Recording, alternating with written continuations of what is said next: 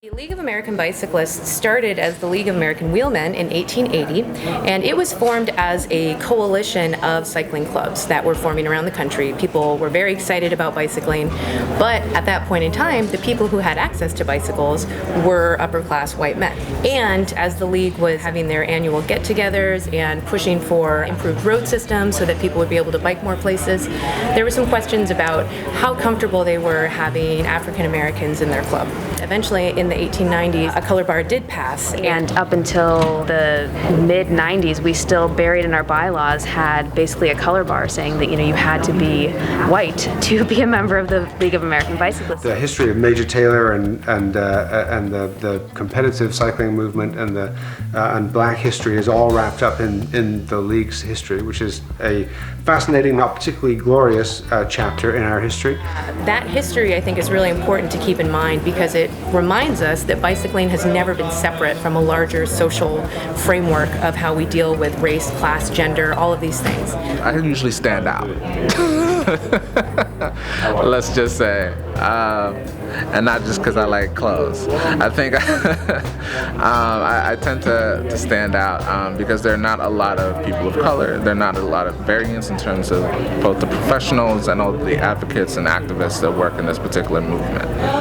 And I think that also shows a lot in some of the policies and some of the things, the innovations that are pushed. In general, where folks do all this really great and powerful work, and then they look up and they're like, well, we don't see any people of color or black people or low-income people. And it's like, well, did you think about them or target them or work with them or collaborate them during the planning process and actual implementation of these campaigns or projects? And the answer is almost always no. I think that we've spent a lot of time trying to figure out how we can basically market bicycling in a slightly different way to get what we want in other communities. And for us, equity means going into those communities and listening to them and hearing how bicycling might fit into their community vision. For all that there is a tremendous amount of diversity in terms of people who are involved and concerns that they bring to the table in the bike movement, bike advocacy lives separate from that and doesn't necessarily have to reflect those concerns. I've been to my share of meetings where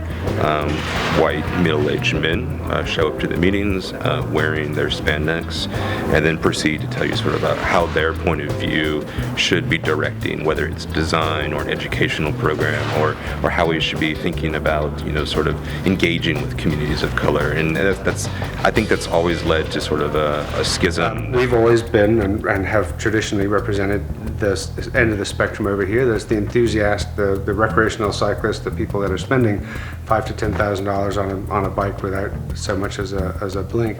And we haven't been representing and haven't done a good job of representing the whole spectrum of cycling. It was very apparent that there were a lot of women there, but they weren't being seen as leaders in the movement. So we put together a women's caucus at an event in 2010, and we had so much success with the first time we convened folks in person, and the diversity in that room was so different than anyone had ever seen at a traditional bike gathering, and it just really showed us that we needed to be thinking bigger as it relates to women, but as it relates, to the whole movement at large. And so that kind of spurred the Equity Initiative. When we were planning this conference, we thought, we want people to be able to kind of bring the frustrations they've had with the bike movement. Each of you gets to decide what is for you the elephant in the room. So our first thing here will be whether the man talks first or the white lady talks first.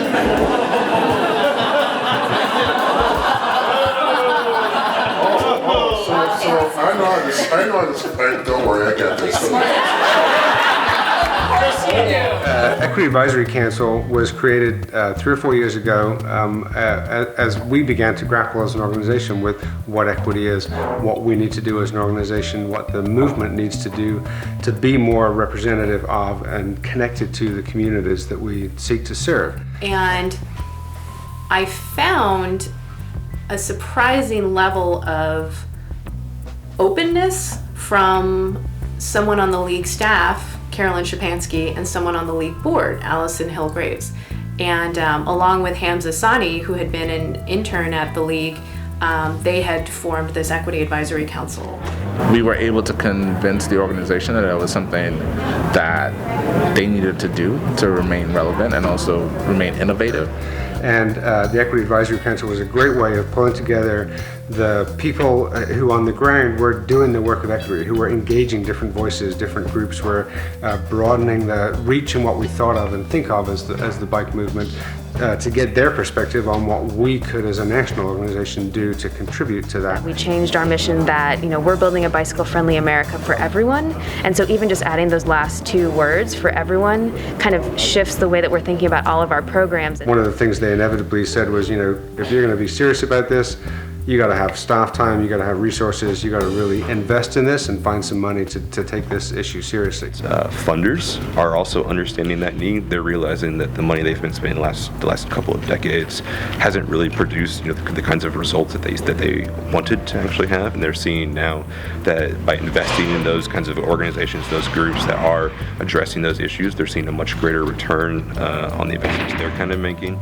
The League was able to get a grant-funded position to do more work for their equity initiative in the summer of 2013, and so they opened up a job. I just kind of laid some blueprint stuff, and then they found somebody really smart to make it happen in Adobe Lugo. Hamza kind of asked me why I hadn't applied, and so I ended up applying for the League job. And what I heard when I did the interview, we don't know what this is going to turn into.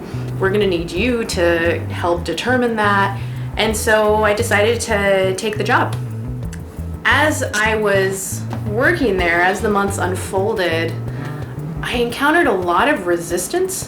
They're working on building an equity toolkit, which in itself creates has created a bit of controversy internally in the organization. It's a fairly conservative, established organization that's been around since 1880.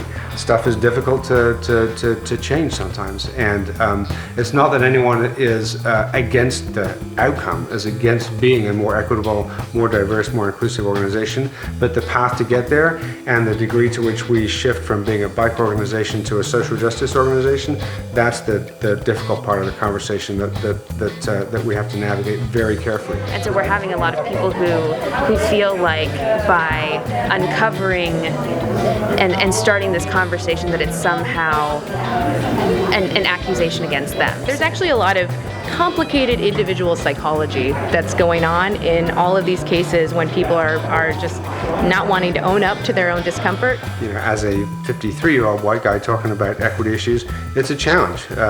Finding the right place and role for me to play is challenging. I really tried to be very adaptable, very open to kind of meeting the League where it was, but I just kept encountering this resistance. An issue that some folks aren't, quite frankly, ready to comprehend because, for lack of a better term, haven't done the work around those terms and haven't done the work around those issues. Equity seems to me to be the ability to give everyone the opportunity and the benefits that bicycling brings. Diversity and inclusion is making sure everyone has shoes. Equity is making sure that everyone has shoes that fit. Everyone wanted to take my picture. And we know why, because they want to show diversity and how inclusive and how cool the summit was. And I'm polite, I'm sensitive to the whole thing for 1, 2, maybe 3. But when we got to about 10, I was like, are you kidding me? We're not just bringing different perspectives to the table, but we're actually being influenced by those perspectives. Eventually, I had to just accept that this organization had taken on this project without doing a comprehensive and all hands on deck analysis of what it was that they were taking on. And what part of my job and what I've learned I have to do is make sure that we don't go too fast down a road that our membership or our board, isn't ready to go down quite yet. I reviewed a lot of stuff and reviewed the original grant narrative that the League had used to secure the funding from the Robert Wood Johnson Foundation, and I concluded that I could not actually get this work done based on the conditions I was experiencing in the organization. So I presented that to the board. They decided not to take any action, and so I decided to leave. We probably won't go as far, as fast as our Equity Advisory Council members would want us, even sometimes the staff, but it's important to bring the organization along as a whole and not see it split up in the process. Or there's going to be some, redistribution of resources, and at the outset, a lot of people, naturally are uncomfortable with that. We've got a board that sets our strategic direction, what issues we do and don't support, and within a broad set of principles that I think is much more inclusive than it was 10 years ago, 25 years ago. And I have a message for two groups. White people need to stop being scared to step up, and also need to let go of making mistakes while doing this. And to all my people of color, we need to let them in. That's all it is. We've seen a 500% increase in bicycle commuting over the last 3 years, and one of the major factors of that is the ability for people to actually get around. And in the last 20 years, the country, the movement's come a long way. There are so many more people riding now than there used to be for everyday purposes, and it's great because it makes cycling much more accessible, much more mainstream. Again, still got a long way to go, but we're on the right path and things are changing. So anything people want to complain today, please still complain. But when you look to your left and right and you see anyone who looks remotely like you, be happy.